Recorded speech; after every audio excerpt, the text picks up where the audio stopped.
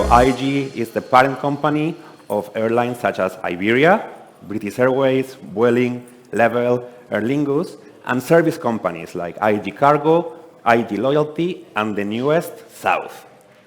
And I'm glad to be here today with these two colleagues, two leaders and innovators to talk with you about this topic. So yeah, let's kick off. So let me introduce you first, Annalisa Gigante. Hi. She's the head of innovation and Hangar 51 at IAG. She has specialized in building innovation-led businesses across different industries, life science, chemicals, materials. And now we are glad to have her here in IAG to do that for aviation. And on top of that, she's also part of the board of Cambridge Tech. So looking forward to hearing her insights. And we also have Martin Beitia from Iberia. He's the head of design, innovation, and research. He's with Iberia for more than 5 years. Almost 5 years. Almost yeah. 5 years.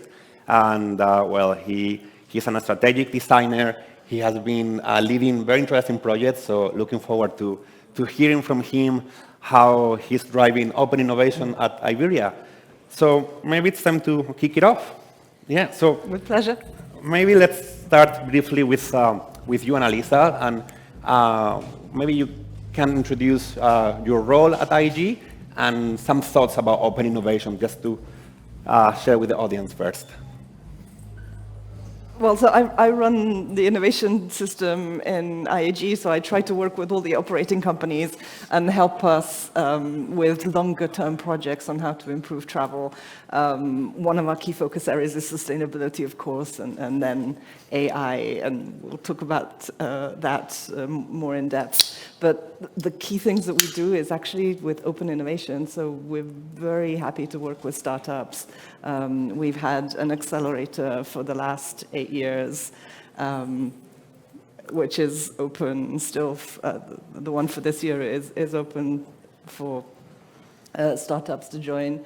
And we also do venture investing as well as kind of the classic corporate innovation things.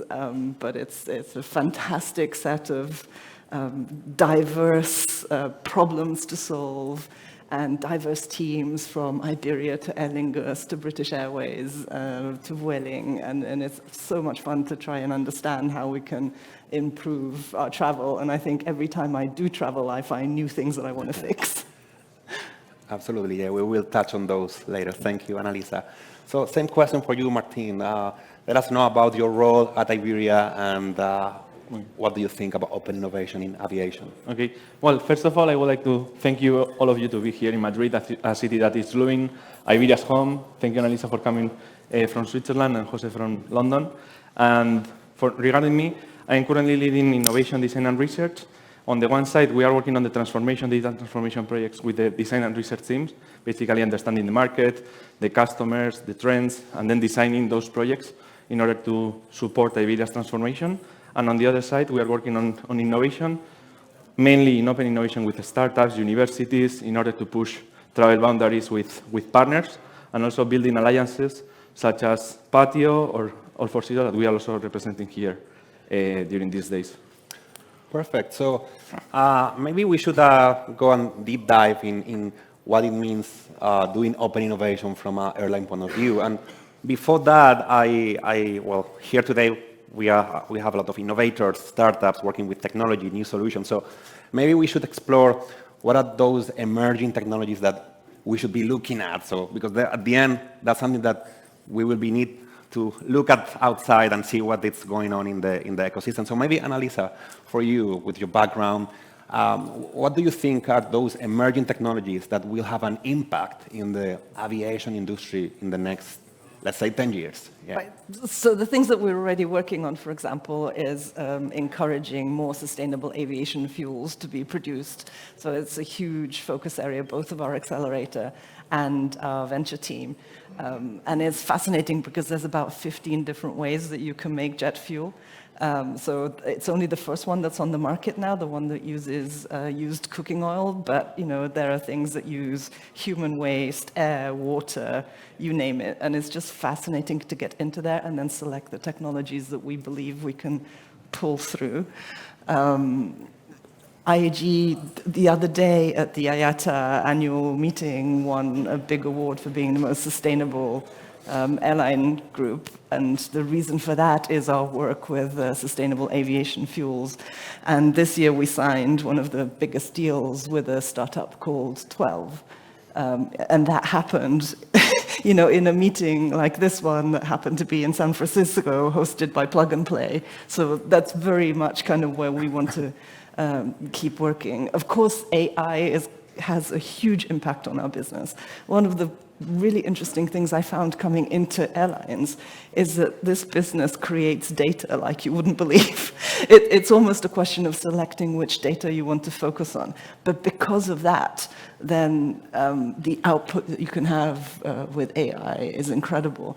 And then I'm particularly interested in the hard tech that is coming next. I mean, yesterday we were having meetings about, how do we put Wi-Fi on board and what kind of antennas and what kind of satellites. And there's some great developments that are coming in the next 3 to 5 years. Yeah, it sounds exciting that having that portfolio of technologies to work with, play with, and at the same time having an impact in sustainability. Never a dull day. I love it. Yes, and on top of that, I may add that for 12, that startup come to the accelerator program in 2020 with just an idea of power to liquid. That in 2020, in terms of SAF, that was like pretty kind of new, like we can do this. And then, they went through the program, and a few years later, we made that agreement. So it's a great success story for the accelerator. So thank you for bringing that up. So for you, Martin, how do you see also the future? And in that way, what are the priorities for Iberia? They are pretty similar to IAG, as it makes sense. But that's why we work so well together. But there is a cool infographic there in our stand that you can see. We have identified which is the vision that we want to be or become as Iberia in the future. There are like 6 Cs. We want to become a connected airline in terms of connected operations, data, everything flowing in real time in order to make better decisions. A co-piloted airline in terms of Gen AI, on all those trends. Then a customized airline in order to become an end-to-end personalized and deliver that experience to the customers. Then focus on climate, focus on communities, both internal and external communities. That's why innovation is also critical. And the last one is the cybersecure airline. Mm-hmm. That's critical for our business. And then in order to push those six attributes of Iberia's innovation, there are like emerging technologies that we want to focus on: data, new sustainable aviation fuels, connected operations, then also digital ID, and all those trends that we are foreseeing, and we are trying to bring those to the business in order to impact directly in the core, which is what we are working on nowadays, in order to foster excellent and real-time operations, and then deliver a really great customer experience to our customers. Perfect. Yeah, we did cover a few interesting themes. So we all know that aviation, it's a very complex industry, and in this VUCA environment, it does require collaboration. Mm-hmm. It does require corporates working with startups, with academia.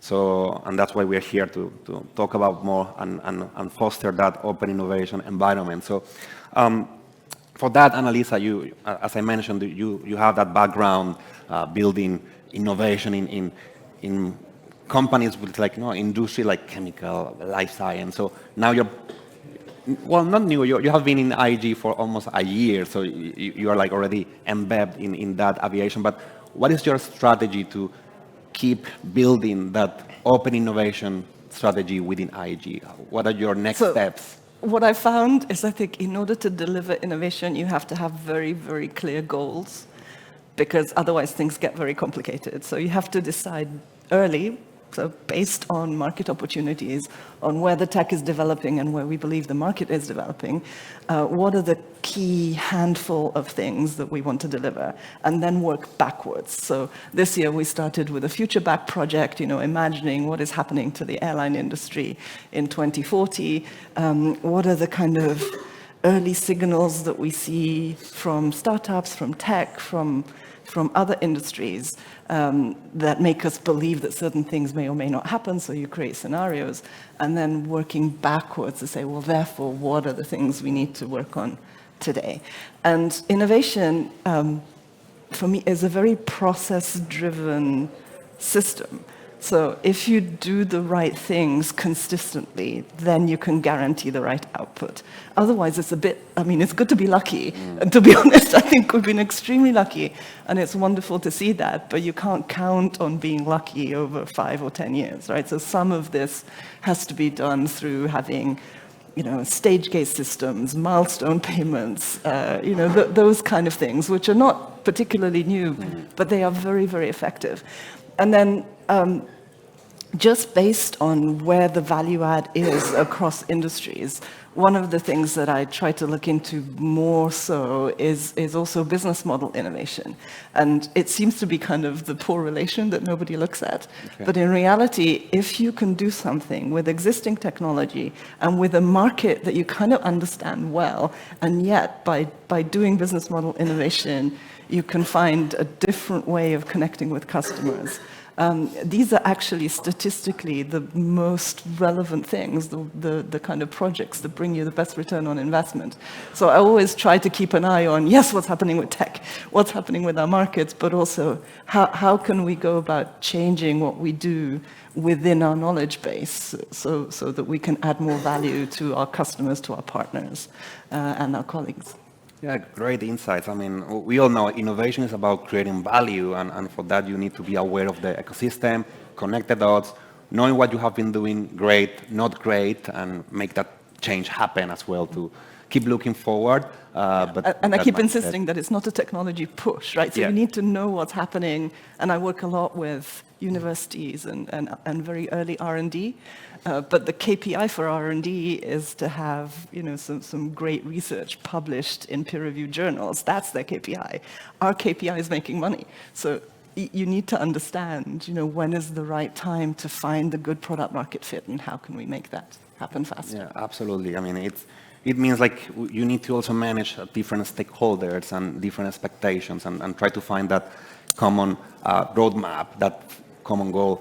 So in that sense, since we are here in Madrid, in Spain, in this great ecosystem that Iberia, it's great to be there. So I would like to ask you, Martin, how do you engage with this environment? How Iberia engage with this great startup ecosystem here in Madrid and in Spain? Okay. We have, at the moment, 3 different vehicles to engage with the ecosystem. If we are talking about aviation and travel industry, that's Hangar 51 together with the IE group. That's the power that we can bring because we are part of a big group. And also because we have a global presence. So if we are talking about travel and aviation, that's Hangar 51. Then for blooming the Madrid ecosystem of startups, we are founding members from Patio, an innovation and sustainability campus that is being built in Azca in Madrid, together with great founding members such as Inditex, Mau, also BMW, and Holcim, one of my... No, that's in All for Zero. Oh, okay. But I will mention this later on, and they are great partners as well. And that's basically to foster the ecosystem. We'll have a physical space, we will run programs, we will launch open calls together regarding sustainability, circularity, and all those topics. And then the third platform is the Industrial Alliance that we built last year together with Repsol, Holcim, ArcelorMittal, and many other members that have joined later on to promote industrial R&D projects, proof of concepts, in order to decarbonize our industries, because there are lots of synergies that can be built on if we work together. And we just closed the first open call with, tomorrow we will have 2 panels on All for Zero specifically to explain what we are working on. But more than 180 projects have been presented. Now we are running the decisions and the pre-selections in order to invite them to join the program to see how we can decarbonize our industries together. And it's a great example on how different players from different industries can offer their capabilities and infrastructure in order to run trials and to try to achieve net zero emissions. Yeah, and I'm a great proponent of collaboration, Yes. and what I keep saying is innovation is a team sport, and the best way to do things is to collaborate, not only with startups, but also with non-competing industries that have similar goals, so we can help And it's deliver super the cool things faster. that we are meeting every week to review everything, to run different workshops, to see which are our goals, opportunities, to exchange projects. And it's a super interesting project to work in, to be honest. Yeah, that sounds exciting. I mean, I'm sure like you and your team don't have time to get Yeah, bored. we really have fun. Marta is there. She's a vital, and then Uncharted and Caro are there also. They are pivotal for So, everything that we do. It's great because, I mean, if we have startups in the audience, hopefully, I mean, just by raise of hand, who is an entrepreneur, who is an innovator here today? Okay, we have a few, that's great. So you have different opportunities to engage with Iberia and therefore with the group. So maybe we can cover a bit more on that since, Sub Summit, it's all about innovators. So I would like to know more, maybe, Annalisa, about that accelerator program that you mentioned briefly at the beginning. Could you explain how do you engage with startups? And actually, this was the origin of Hangar 51. I love it because somebody in the company before obviously had a good sense of humor. The other day, somebody was asking me, "Why did you pick 51?" I'm like, "Yeah." There's this funny story in the US.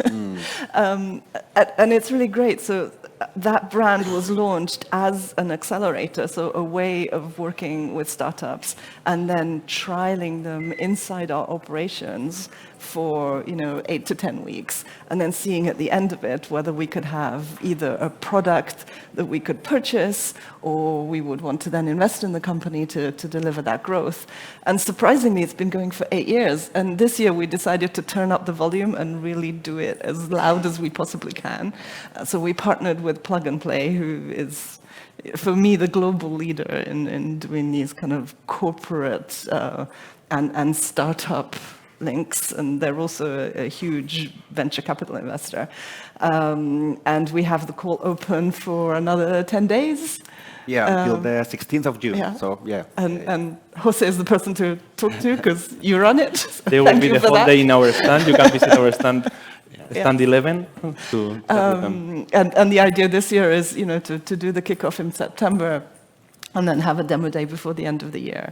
And demo days have always been extremely successful with all of our colleagues and all the leadership team. There's a huge support for that. So I'm looking forward to seeing what we can do this year. Yeah, I'm looking forward too. I mean, I'm already reviewing some applications, so I do encourage you to apply, and it looks exciting. I mean, it's just like the things that they are out there and the energy that they are bringing.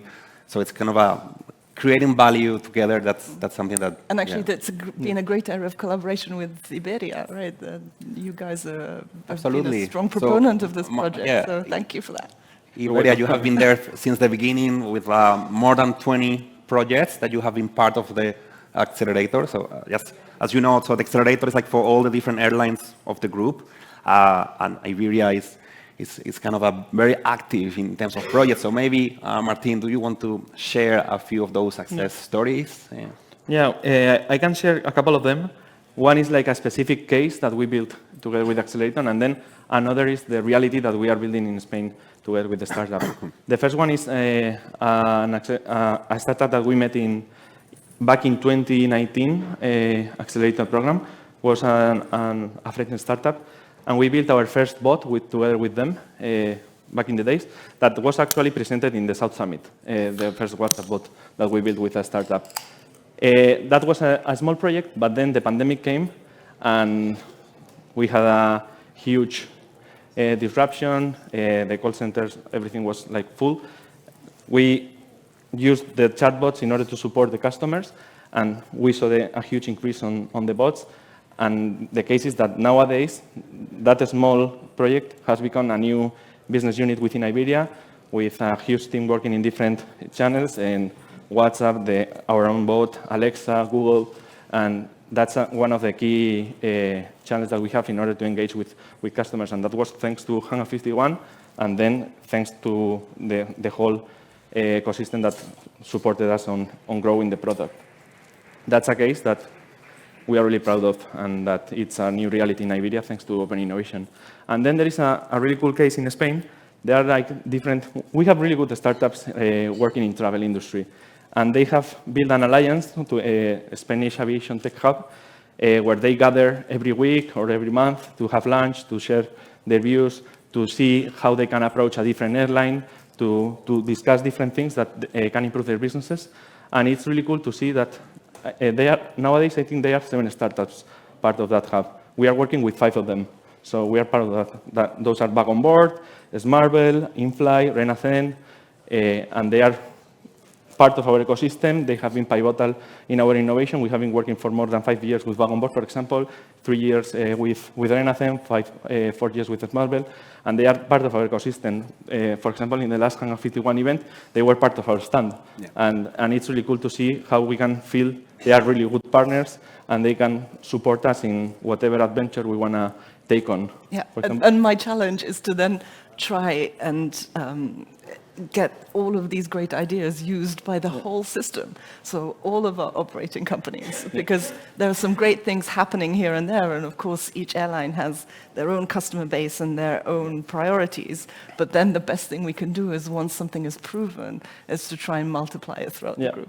And also to explore new use cases. For example, with Renacen, we started with generating virtual reality experiences of our cabins in order to promote security and to let our customers know where they want to be seated and then sell those seats. But then they were also our partners to build our first NFTs for the Washington route launch that we did a couple of years ago. And now in the new Espacio Iberia back in Gran Via, we have built our first metaverse together with them in order to share the experience, share our information, our fleet, our routes, and the overall experience. So they are great partners. Whenever we have a new challenge, like we are sending them the challenge, they are coming up with solutions, and then we build together in order to generate a cool use case that can impact the business. Great. I mean, you both shared a few great projects about working with startups, and then you and Elisa make that point of how multiplying that impact across the different opcos, across the different airlines of the group. But I also want to talk about the other side, like what are the challenges? I mean, we're talking like great outcomes, great projects, but how do you overcome those challenges that working with open innovation you may face? Who wants to answer that question at group level? So this is interesting for me, right? Because I've done innovation in very different companies. And what I found is especially R&D-rich companies are very good at looking internally and then struggle sometimes to work with startups. And here I found such an openness. And in a way, the struggle is when you come up with something internally to try and pitch it against what the startups are giving us. Because somehow they have like a competitive advantage. And it's far harder to then convince our internal colleagues that, something invented in-house is just as good. How do you do it? It's fabulous because it's just such a different mindset, right? Good. And what about you, Martin? How do you overcome those challenges There are different challenges depending on the stage. For example, in the beginning, maybe the corporates, we are really slow on taking decisions, on starting to run the projects, because there are like lots of procurement issues, cybersecurity issues, legal issues that we have to come up with. For example, Hangar 51 has been really great because there are like specific frameworks for the startups that join the program that really speed up those processes. But that's one of the key challenges that we always face. But once Iberia starts working with the startup and everything starts to move on, then we face another challenge, that is, we want to speed up and grow really fast together with the startup, and sometimes the startups are not ready to support the expectations that we have.